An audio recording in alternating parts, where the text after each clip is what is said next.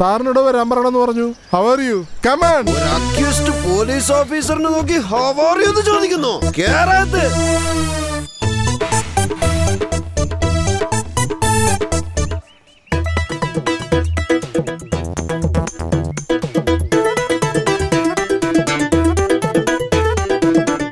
ആ വേഗം എഴുതിക്കോ.